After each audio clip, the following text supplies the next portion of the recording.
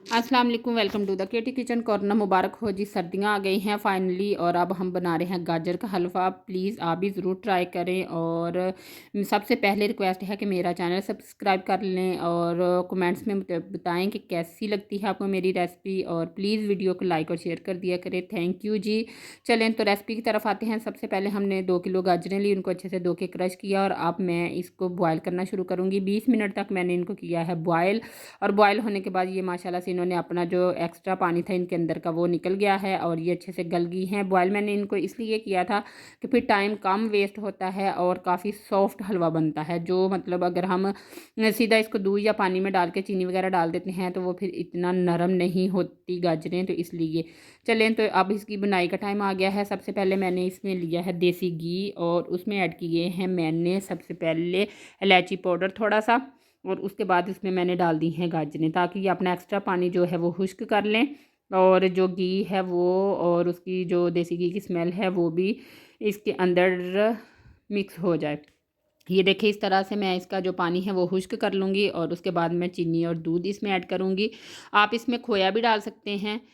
अगर आप दूध नहीं डालना चाहते तो आप इसको देसी घी में भून लें और उसके बाद इस पे खोया ऐड कर दें तो वो भी काफ़ी अच्छा फ्लेवर आता है, लेकिन हमें ज़्यादा दूध वाला ही पसंद है तो इसलिए हम दूध वाला ही बनाते हैं। ये देखिए इसमें मैंने चीनी डाल दी है और ये तकरीबन 2 किलो गाजरें थी तो 1.5 किलो दूध मैंने इसमें ऐड किया है और सारी चीज़ें इकट्ठी इसलिए डाल दी हैं कि सबका पानी और दूध जो है वो पहले अच्छे से निकल जाए, उसके बाद ये खुश्क करेंगे और इसकी करेंगे बुनाई।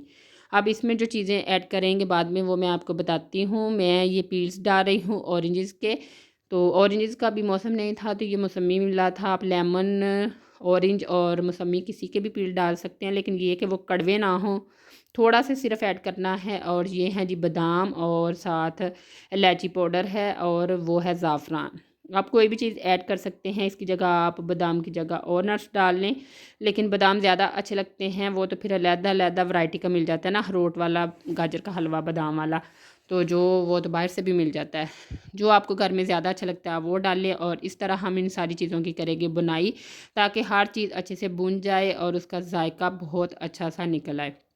ये देखें आपने उस वक़्त तक भूनना है जब सारा दूध खुश्क हो जाए और चीनी का जो पानी है वो भी बिल्कुल ख़त्म हो जाए और गाजरों का जो असली रेड सा कलर है वो निकलना शुरू हो जाए। तब तक आप इसको प्लीज़ ज़रूर भूनिएगा, क्योंकि जितना अच्छा आप इसको भूनेंगे उतने दिन आप इसको स्टोर कर सकते हैं। अगर अच्छी बुनाई होगी तो हफ़्ते से 10 दिन तक आप इसको स्टोर कर सकते हैं, रख सकते हैं, नहीं तो ये जल्दी ख़राब होना शुरू हो जाएगा। तो अब हम इसमें और घी डालेंगे। घी मैंने देसी ही लिया है क्योंकि देसी घी में ही इसका ज़्यादा अच्छा जायका आता है और ताकत वाला होता है। बच्चों के लिए, बड़ों के लिए, सबके लिए आप भी ज़रूर ट्राई करें और प्लीज़ मुझे बताया करें कि आपको मेरी रेसिपीज़ कैसी लगती हैं। कोशिश तो करती हूँ कि आपके लिए आसान चीज़ें लेके आऊँ और अच्छी और हेल्दी चीज़ें हों, क्योंकि सेहत जो है वो सबसे पहले है, बाकी सारी चीज़ें तो बाद में है। ये देखिए इस तरह दबा के देख लें कि इसके अंदर जो पानी है वो निकल रहा है या नहीं।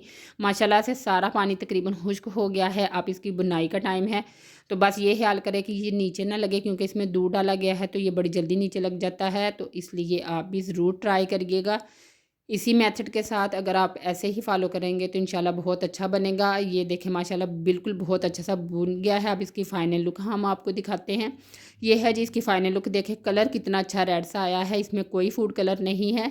और इसके बाद आप इसको जैसे चाहें सर्व कर सकते हैं। अल्लाह हाफ़िज़।